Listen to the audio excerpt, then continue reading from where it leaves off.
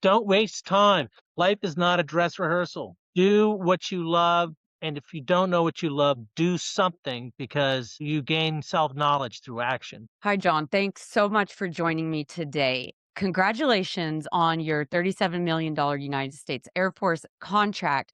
Before we talk about that, could you take us on the Piasecki story, the journey starting from your father, Frank Piasecki's pioneering work, to your own journey? Thank you, Danielle, for having me on your podcast. I really appreciate it. And thank you for all the work you're doing to advance hydrogen. It is I think, a transformational opportunity, and it's a labor of love for a lot of us, and most importantly, you. And I know everything you're doing for the community it's just a lot. And I know it goes well beyond just business interests, but is a passion for you. So thank you. The story of Piasecki and vertical flight really goes back to the beginning of the helicopter industry. My father was born and raised in Philadelphia, and Philadelphia was at the time was a sort of a hotbed of vertical lift, emerging vertical lift industry because Harold Pitcairn had secured the patents for the autogyro, for the articulated rotor used in the autogyro, and he actually established a company called the Pitcairn Autogyro Company just north of Philadelphia. And then he had a series of licensees that were local to the area as well. So there was this nascent community of engineering expertise that was building up, and organizations like the Franklin Institute, which is a science museum today, but at the time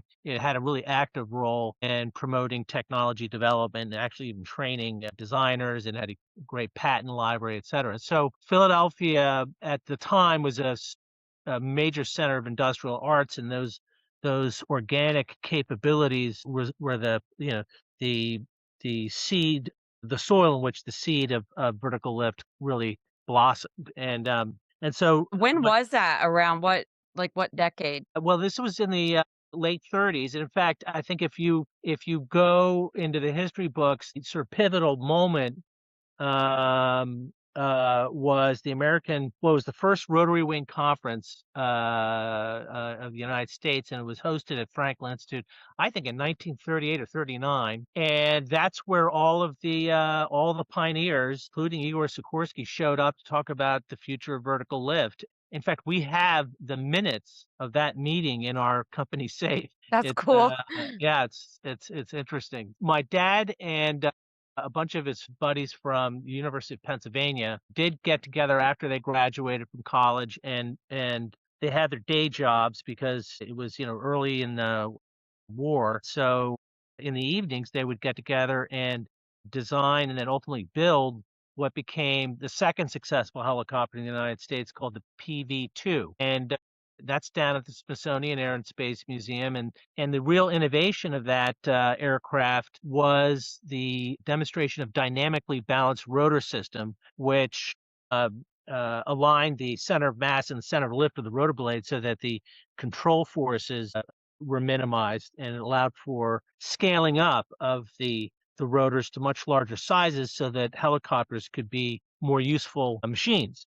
I mean, up to that point, helicopters were basically just aerial observation platforms, and the demonstration of dynamically balanced rotor system, coupled with the invention of the tandem rotor helicopter, where you had two rotors counteracting each other's torque, was essential in increasing the scale and utility of helicopters, particularly because they were dependent on piston engines for their power. And piston engines, we're so used to turbine engines today that the poor power to weight ratio of those engines was a real limiting factor. So that was the birth of the tandem helicopter, and then that company grew very rapidly because it was basically their first product had three times the payload and range of anything out there that was flying. So the Marines used it to explore the whole concept of vertical envelopment, and the Army and the Navy used it for their various missions, just an exploratory capacity to see what vertical lift could contribute. And it really opened up a whole new industry for the United States. Ultimately,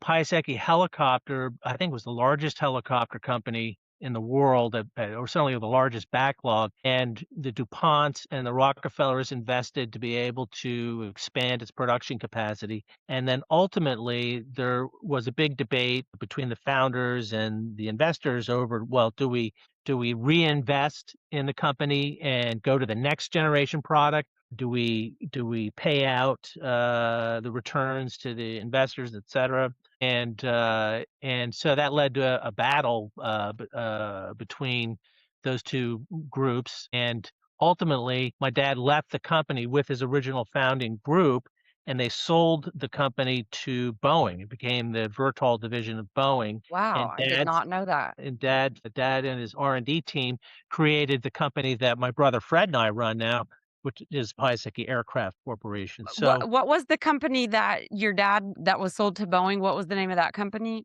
well, it was Piasecki Helicopter, and then it became Vertol, and then when it was sold to Boeing, it became Boeing Vertol. Cool, okay. And So they continue to produce the Chinook and, well, a lot more aircraft now, the V-22 and the Apache. So, a great company, and we continue to have a close relationship with them. We shared a lot of DNA. They're literally right across the creek from us. I could throw a stone onto their backyard, and we find ways to collaborate on various projects. So it's just, Piasecki and Boeing in Philadelphia, and then Leonardo's in Philadelphia. Airbus was originally in the Philadelphia area, and then they moved to Texas. Korsky was in the Philadelphia area as well, out in Coatesville. Although they've now moved out, and we acquired their Heliplex facilities.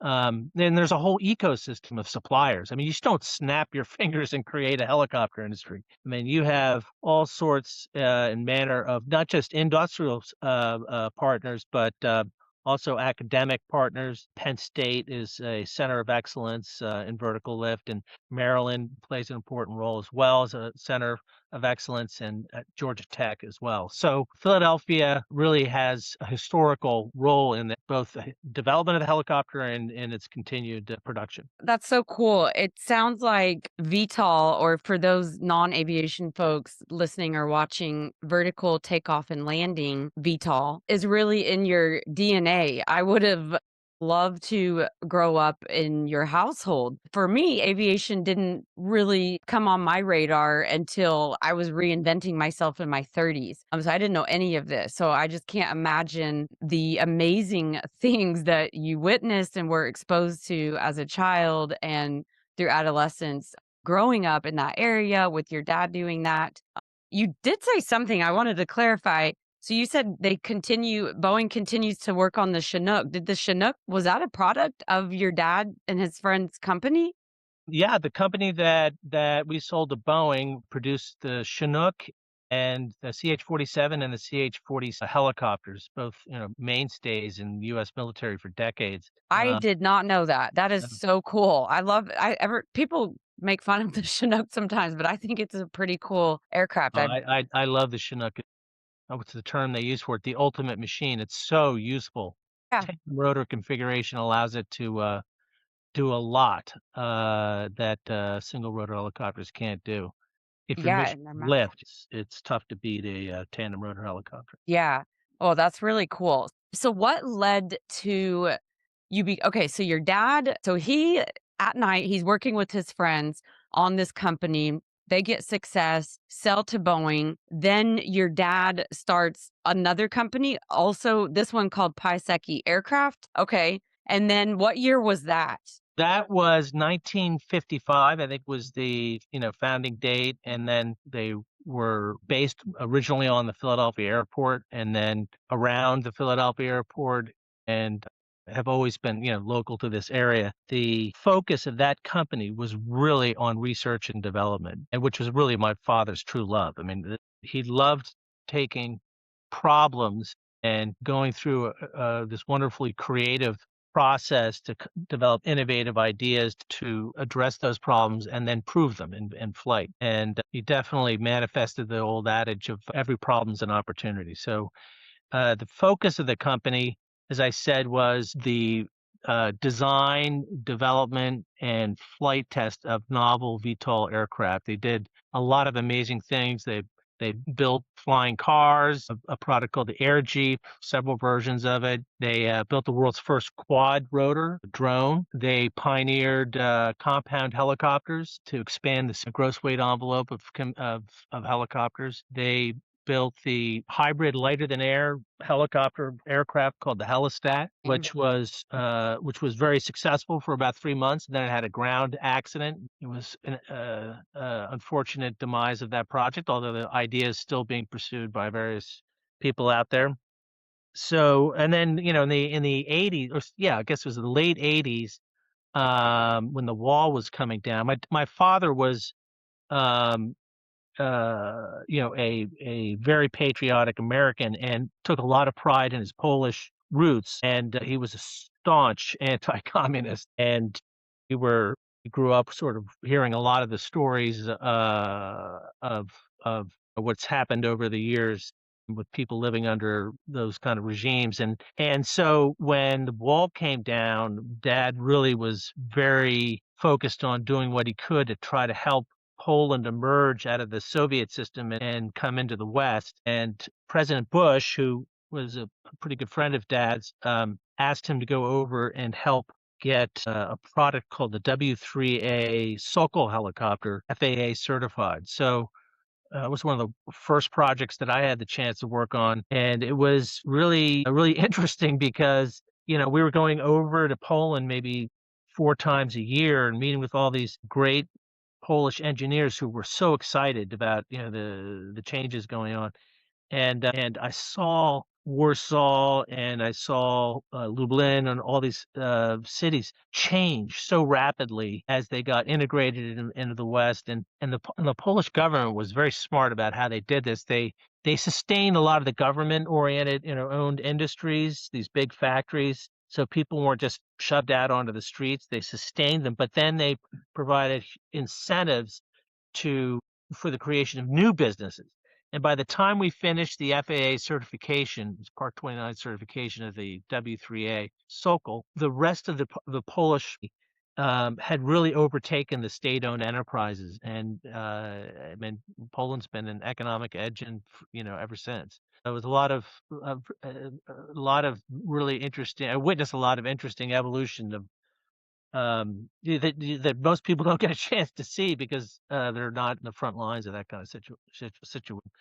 Um, that was really a great experience that I had because my father gave me the opportunity. Originally, was not planning on working for my dad, which is kind of funny. It's the irony of all ironies. He and I had talked about it when I was in college. I was like, Dad, you've done great things in vertical lift, and I love you, and I love everything you've done, but I'm going to go in another direction and see what I can do. What was the direction that you were Well, looking at? I was a political philosophy major at Yale, Mm. I mean, I took all the science courses, all the pre-med science courses, just because I loved science. But the world of ideas was just fascinating for me. Remember, I came home one time and to announce to him that I was going to be a philosophy major, and he said, "What are you going to open a philosophy shop?" It's Aw. such a great example of his very Yeah. practical nature. He was a bit of a philosopher himself, but he was also the world's most practical engineer. He combined both imagination, creativity, artistry with very practical engineering skills that would enable the realization of those ideas. So I was not gonna work for him, but he had sleep apnea and he fell asleep one evening driving his car and he slammed in the back of a bus and he was not doing well. So I got the call and so I came to help. So when I did come to help, Year was that?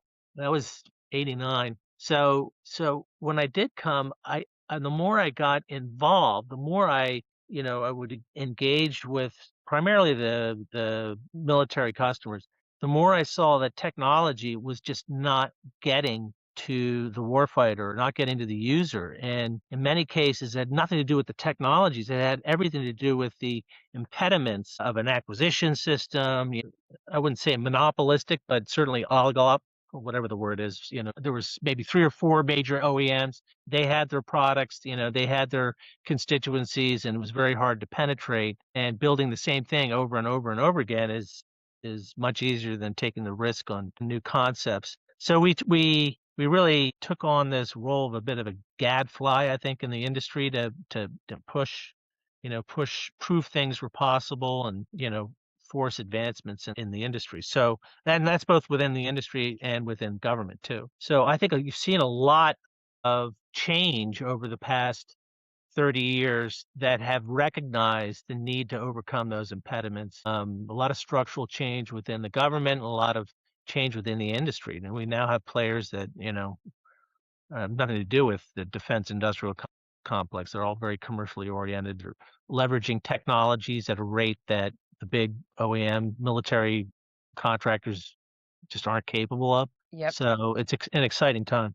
Yeah, and you've definitely done a good job penetrating that and accomplishing what you set out to do. Because when I first started hearing about Piasecki, it was probably 2019, 2020. And again, not coming from, a traditional aviation background, I thought that you guys were this innovative startup.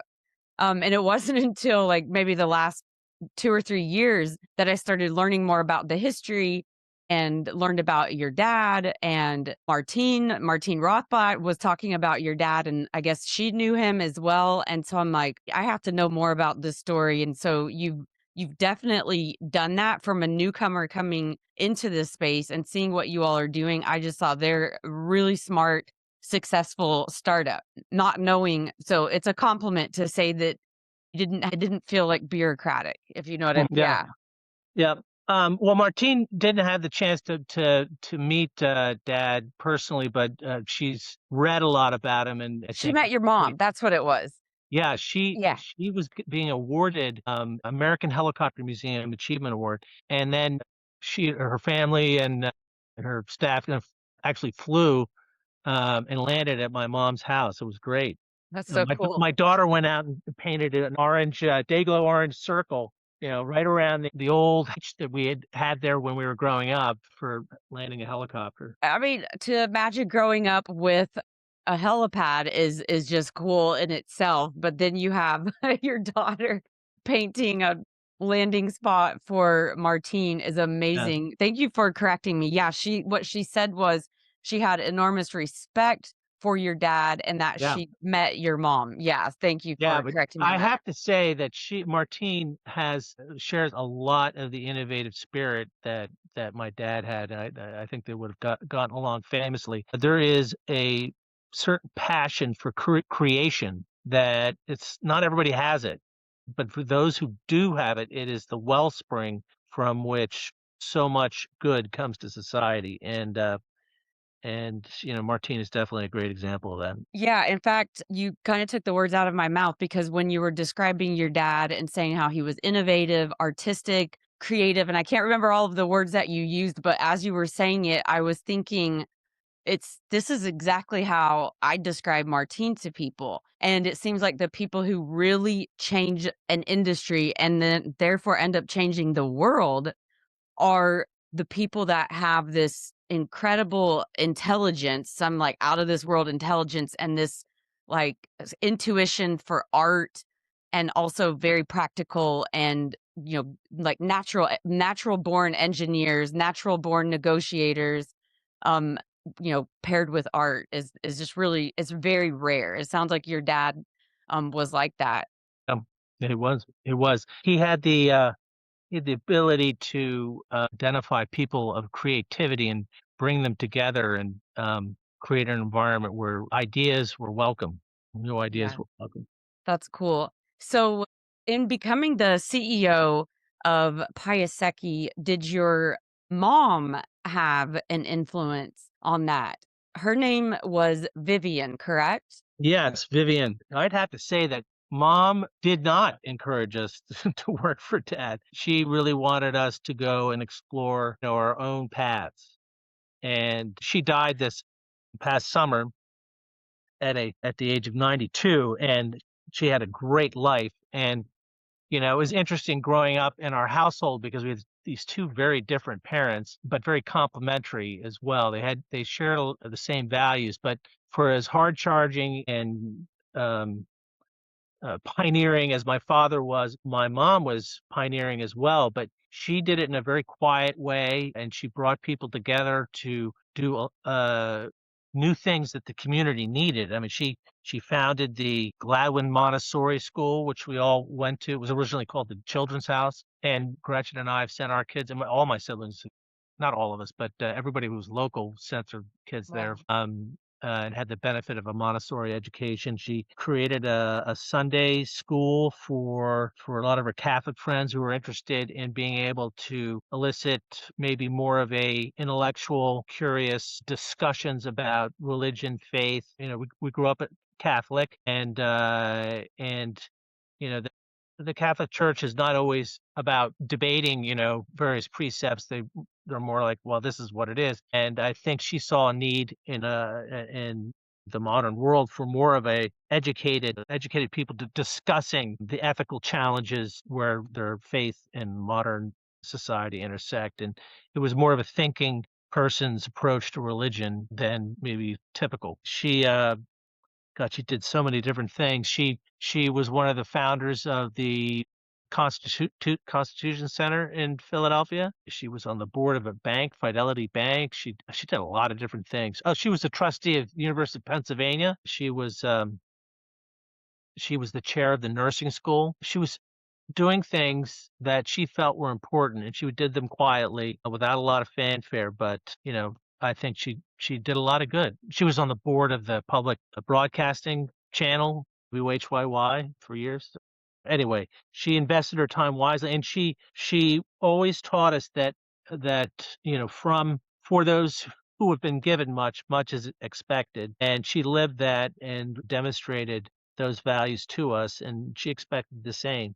But she did not push us to go to work at my father's company. He did, but You gave me chills when you said your mom's quote, and I actually hadn't heard of her until she recently passed away, and there was a tribute written about her, and it was just beautiful, and I was in tears reading it, and I felt like I knew her, and I could tell that she really cared about people and society, and it was just really neat to see how much she was involved in, like you said, quietly, not seeking attention for anything, but just doing all of the things that she believed in, which is also very rare. Yeah, it just sounds like your parents, are just amazing. yeah, we were very lucky to have parents like that. And I'm just grateful about it. Very sad that she passed away, but she had a great life, and we're thankful.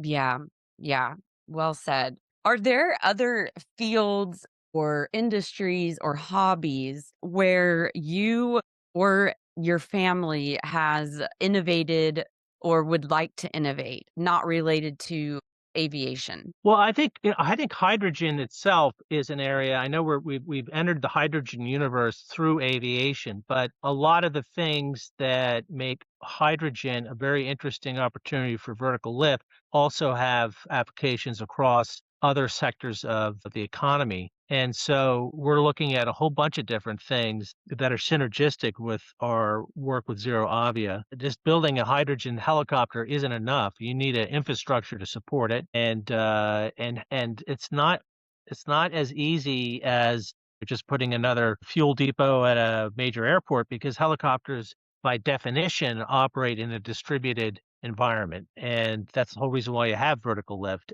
And so solving the challenge of how do you get hydrogen to the place where you need it is not just applicable to helicopters, it's applicable to a lot of different things. Other adjacencies, our expertise in rotary wing aircraft also applies to, other rotary wing type of applications like wind turbines, and there's a lot of challenges with wind turbines and with wind farms, or even sustainable intermittent power generation from solar and wind are challenges that need to be overcome. So those are adjacencies that we're looking into, and sort of moves well beyond just helicopters. It's much broader. Now that's something that we have in common. I think what you just said defines if anybody says, "What in the world do you and John Piasecki have in common?" It would be that we entered the hydrogen universe via the channel of aviation. And we're seeing that same thing. You're like, this would work in aviation, but whoa, this has many applications and could solve so many troubles. But yeah, then you come back to, well, how do we get the hydrogen from A to B? And how do we afford it, you know? And how do we keep it from being astronomical prices? I would love to chat more about that offline because High Sky is also looking into, how we can help sort of, be the buffer in between like where the hydrogen is produced to getting it to where it needs to be affordably and clean without, emitting emissions along the way. And that actually leads into my next question, which is when did you personally or Piasecki as a company, excuse me, when did you personally or Piasecki as a company start looking at hydrogen? We started looking at hydrogen in 20, I want to say 2018, maybe 2019. After, we did a lot of conceptual work for Martine Rothblatt in assessing the feasibility of electric VTOL, but battery-powered electric VTOL. And a lot of that work was done based on going in assumptions and, with respect to battery energy density Sure. and, rates of improvement. I mean, helicopters take, 5 to 7 years to develop and certify. So you don't want to design an aircraft with today's technology in mind. You want to develop it with what you anticipate being out there. So once we got beyond the preliminary design stages of that, we started digging deeper into the assumptions to make sure that they were valid, and we ended up investigating about, I think it was about 40 different battery chemistries that were identified as the most promising. And what came out of that deep dive was that the improvements in energy density that were projected were not being realized and were not likely to be realized in the time frame that we required. And then the other really big thing that came out of that was that when you subjected these battery chemistries to the VTOL power spectrum, the very high discharge rates at the beginning of emission, then leveling out at cruise, and then very high discharge rates at the midpoint of emission, and then the reverse going back to base. The impact of those high C rates on cycle life was overwhelming. I mean, we had batteries that went from 4,000 cycles down to 400 cycles. Now, the impact of that on the economics was huge because we flowed through in our modeling, the lower cycle life of, and the cost of the batteries. It really ended up only being about 6% cheaper under the best of circumstances than a turbine helicopter. And we're just not going to be able to convince the helicopter operators out there that it's worth giving up a lot of performance because you're not going to be able to deliver the same performance of a turbine. You need a design to provide enough performance. You're not going to give that up for only a 6% reduction in operating costs. It doesn't make any sense. And why take the risks?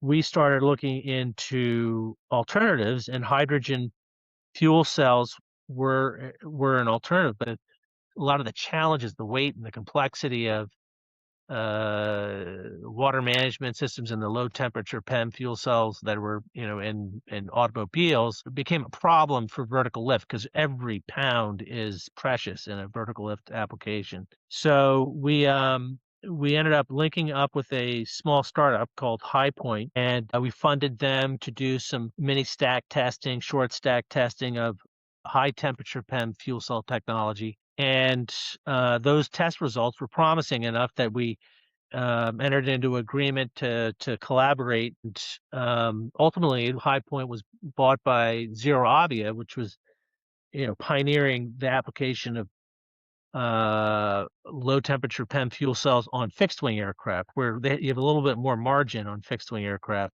as far as weight is concerned. Right. But Zero Avia acquired High Point primarily to advance this concept of the high temperature PEM fuel cells that get rid of a lot of the weight and complexity that the low temp technology has.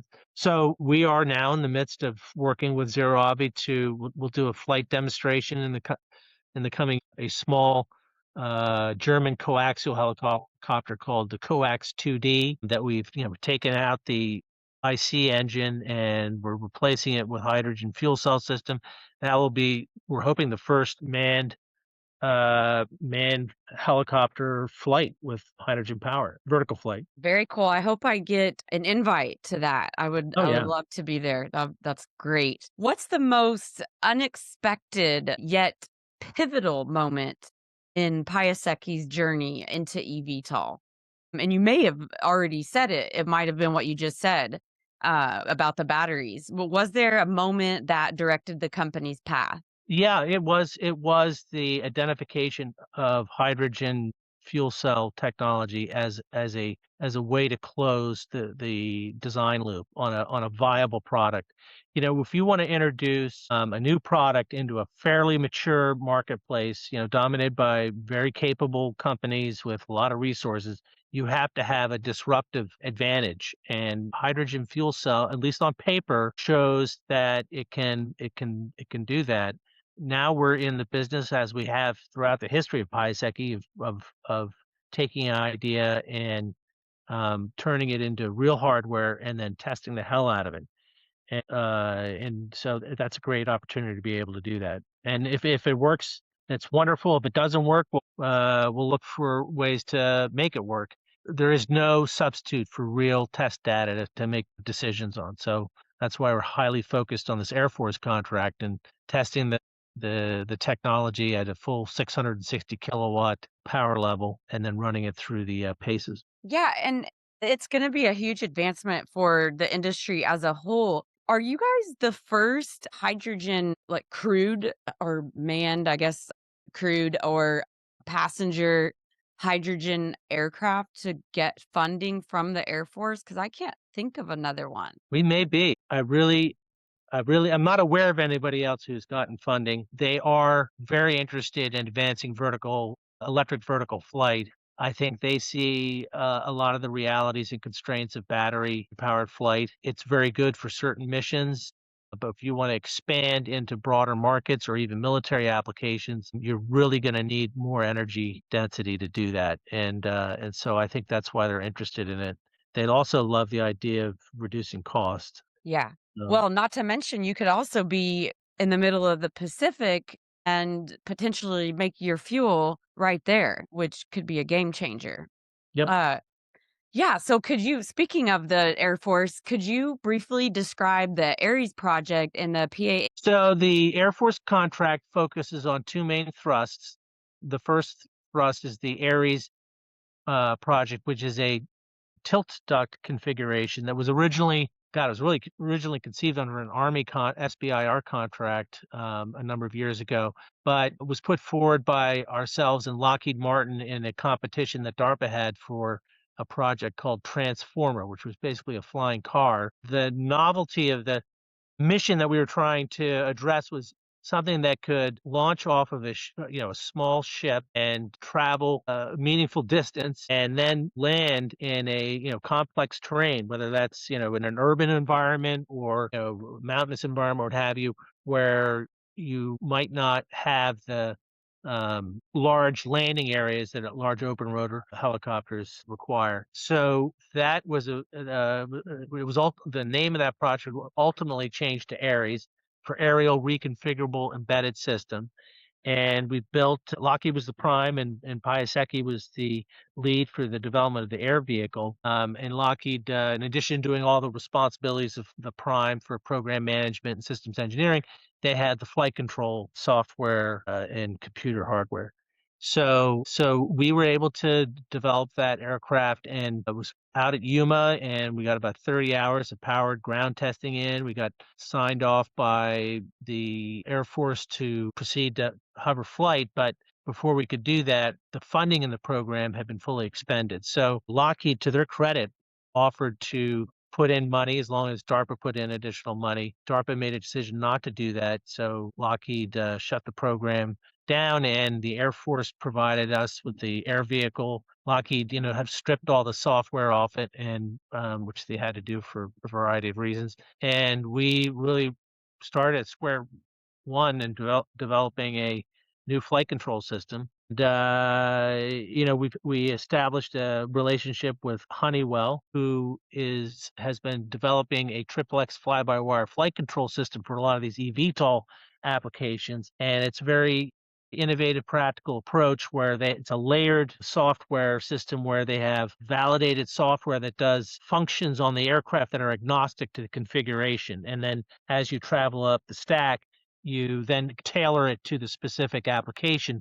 And by doing that, they can spread the cost of development over multiple platforms. If I had to estimate, the cost for us to get where we are right now in the program, it's probably 1/10 the cost of a typical big OEM to Wow. develop a triple X fly-by-wire flight control system. So now it hasn't flown yet, so we'll see we'll see what happens. But if we're successful, I think that is a bit of a game changer right there. It will open up some of the significant benefits of fly-by-wire flight control on a much more affordable basis for a VTOL aircraft. Then the other part of the program is this hydrogen fuel cell demonstration to be the project goes through a series of iterative development on key elements of the technology, most importantly the stack, the fuel cell stack, iterating that, and then building a full scale ground test, what we call an Iron Bird, where we will exercise not just fuel cell, but all the balance of plant. And our ultimate objective is to be powering a full drive system, controls, rotor system, main rotor, tail rotor, classic helicopter Iron Bird, and put that whole system through its paces. And that will validate the technology in support of its transition, not just into the PA890, but I think there's going to be a lot of interested eVTOL manufacturers in the fuel cell technology if they want to expand the capabilities of the products. It's so interesting. Another first for me is, and if there is somebody out there that has gotten Air Force funding to develop a crewed hydrogen powered aircraft, forgive me, I'm just not aware. So let me know. But that was the first that I ever heard. Another first for me is I've never heard of, like, it's almost like two different initiatives being funded. So was that like two different proposals, or were you able to tie it all No, together in one? both the proposal, the efforts are related. The advanced flight control technology being demonstrated on the Ares and advanced propulsion technologies potentially can transition to lots of different VTOL aircraft, including tilt duct configurations. So Okay, gotcha. basically maturing these technologies to a point where then we've demonstrated efficacy in their application, and they can then be applied to specific aircraft. So, I think there's a lot of work that we're doing under the Ares program that will directly contribute to a family of systems that we're looking to. Gotcha. Okay, so let's talk something non-aviation. What is a passion or interest of yours that most people might not expect from the CEO of an aerospace or aviation company? Well, it's I guess one of my biggest passions growing up was music. I learned violin formally. Um, and and that was a great instrument to learn about music and the theory of music. Was a way of actually I was able to teach myself to be able to play other instruments like the piano and guitar, music knowledge. But I can't say that I'm great, but I only have an audience of one that I have to please. And I remember in high school just going into my parents' living room and turning off the lights and just improvising, I guess, is that what I love to do. Unfortunately, I've allowed work to crowd out between work and family. A lot of the passions that I have been subsumed, but my wife keeps on encouraging me to pull out the guitar, get on the piano, and exercise those talents. Yeah, you gotta use it or lose it. That makes me so happy. I'm really not able to picture you playing the violin. I would absolutely love to see that. I don't know if Yeah. you played I don't know I when's don't the know last if you'd time wanna hear it at this point. you It was something I really loved, growing up and was a gift, it was a gift for life. And then getting involved with I was on the board of the opera company in Philadelphia for years. I did read that, and I was, like, Yeah, trying to make that connection, so that kinda helps yeah. bring it together. I was formerly trained on the clarinet, and but that gave me a foundation to teach myself piano. Ukulele is my favorite to play, There you and go. yeah, I'm not great, but I'm decent. I could probably do, like, an open mic. I haven't. I mostly just play for family birthdays and holidays. I'll definitely be busting it out tomorrow. And I can play the guitar a little, but I have small hands and I find the ukulele is a lot easier to navigate. And I don't struggle on the piano, but for some reason the guitar is just really hard for me. But I do want to get better at it. So that's really cool. Yeah, and if you have a piano, because I don't have room for a piano where I'm at, but that is probably my favorite instrument to play. So Well, yeah, my twin brother Mike very graciously got me a piano years ago, and so it's traveled with me wherever I've gone. Um, awesome. That's yeah. so cool. Well, and that's one reason I like to play the uke is because it's so easy to grab and take on a trip, you know? And I did have a piano, like an upright years ago, but it was a pain to to haul that thing around. So I Oh, sold yeah. it. The what I have is a digital piano. Yep. Uh, yeah. Yeah, I know. I have no excuse for not having one of those. So that's really cool. Yeah, we'll definitely have to jam together at some point. We're gonna have to make that happen. Okay. So what's your what's the wildest goal that you have for Piasecki Aircraft that might surprise people that even work at the company? Well, I we are going through I'm not sure if this is a wild, it's a logical extension of where we are today, but my brother Fred, who's the chief technology officer and also chairman of the board of the company, has been very successful in advancing, a whole portfolio of programs from ideas through, practical demonstrations. Our biggest challenge as a company historically has been that, doing R&D is not doesn't close a business case, right? We've been very successful over the years from a technical point of view, and the company is, debt free and we're, sound financially. But in terms of growth, we can only grow through the realization or the monetization of our ideas. And so the acquisition of the Sikorsky Heliplex facility really is a major shift for us because it moves us out of the pure R&D field and expands our capabilities into manufacturing and production of the products that we're developing. So that is a big shift for this company. I mean, my entire life it's been experimental flight research has been our mission. Ah, okay. Um, So was it like one-offs? Absolutely. We Okay. build the first of something, and in order to be, I think, still beyond, Fred and my, tenure at this company, you need to have the stability of a product base, and that can be somebody else producing it and the company getting a license, or it can be the company manufacturing internal or some combination of those things. But technology that is proven is great. And that is a research mission that we have been very diligent in pursuing. But it really is only sustainable if you can get it into production. Right.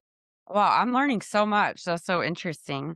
Um, okay, here's a good one. This might be my favorite question I'm going to ask you today. If you could time travel, would you go to the past or the future and why? And what era would you go to? Well, this may be a biased answer because I'm from Philadelphia, but I have always been fascinated by Benjamin Franklin. And if I could just have dinner with him, that would be great because he, like my father, was one of these well springs of innovation and curiosity. And I just love that. So just in terms of intellectual satisfaction, I think getting the opportunity to know him would be wonderful. That was a great, I love how specific you were. What would you ask him?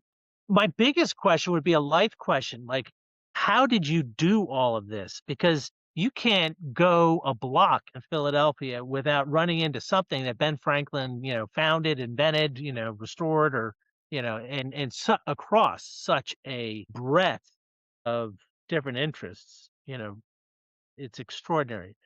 Everything from the politics, the important role that he played in the nation's founding, to education. He founded the University of Pennsylvania. Medicine. He's founded the Pennsylvania Hospital. Insurance. He figured out a scheme by which people could get their houses insured on an affordable basis.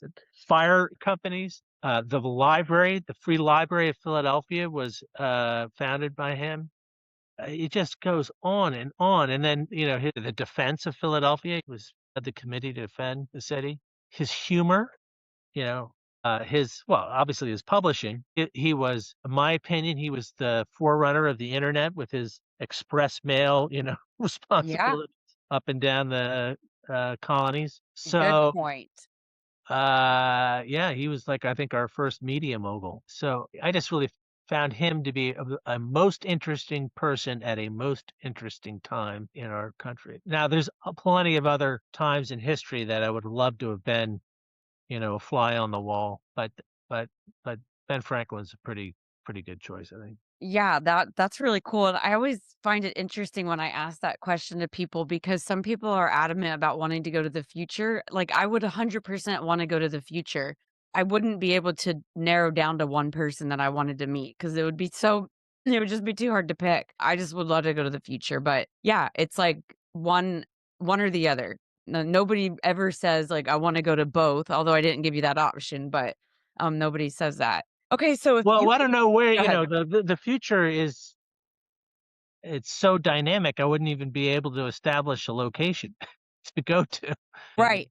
That would I be my do. fear is, like, I go somewhere into the future that, like, doesn't exist, and I'm, Yeah. like, stuck there in, like, nothingness, and I can't get back. My kids give me a lot of grief because I'm just fascinated by ancient cultures. The Roman Empire has been I've read through the whole decline and fall of the Roman Empire like 3 or 4 times. It's an incredible read. But going back to sites, and I don't think most people really appreciate how advanced some of our forebears were. I mean, uh, and then it also makes you appreciate that you can lose it too. So why Civilization, you why can lose. did the Roman Empire fall? If you could summarize it briefly, I'm so curious what your take on it is. Well, the I think the most important thing was that the integrity of the empire, the idea of what it was to be a Roman citizen over time, was degraded, Mm. um, and it factionalized. I think, Gibbons would, make the argument that the invasions from, the German areas, and, well, I mean, just the whole empire was surrounded by different foreign invasions that you constantly had to be pushing out. And I think internally, there was this fundamental shift between the Roman Republic and then the Roman Empire when Augustus Caesar took over. And the restorative aspects of a republic, the accountability that system had in maintaining a healthy governance was lost. And so, in a lot of ways, leadership within the Roman Empire was degraded and corrupted. It still lasted a long time, but it had to survive major downturns, and that, um, there were some amazing people that did lead, that were good people, but there was also a whole bunch of bad actors that put their interests ahead of the empire's interests, et cetera. So, I think you have external forces that are a constant pressure on the empire, and then the ability of the empire to withstand those forces was degraded by basically a corruption of the republican form of government, in the empire. Oh, interesting. I could ask you about that.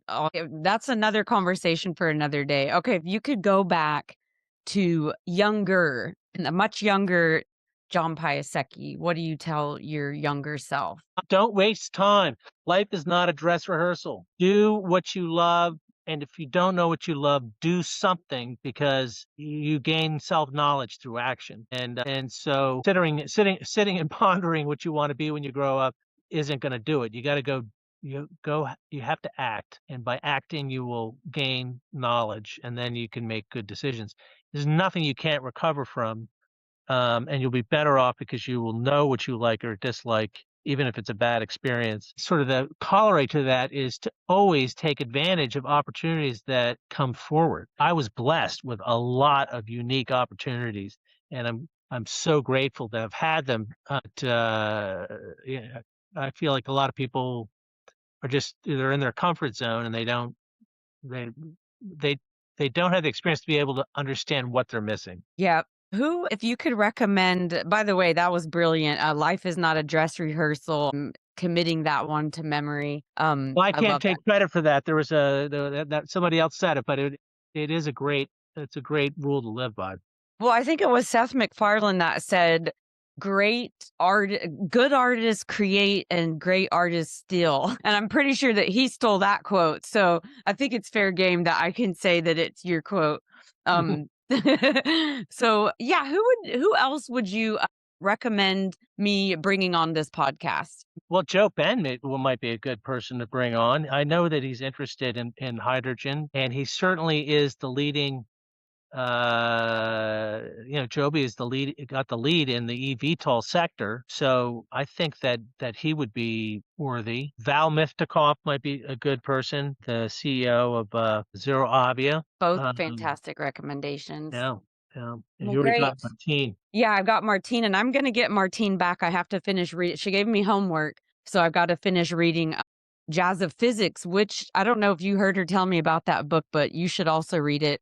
Um, Yeah. Well, after your podcast, I went and bought it. he must have sold 30 or 40 copies after that podcast because I know a few other people that bought it too. I'm about halfway through it, and it is really cool. Have you started it? No, I haven't. I've got a stack of books that I just keeps on getting taller Me next too. to me. I'm like, when the apocalypse comes, I know what I'm doing. I'm reading when we lose internet. But yeah, I actually have been reading that one. I have to read it so I can get her back on.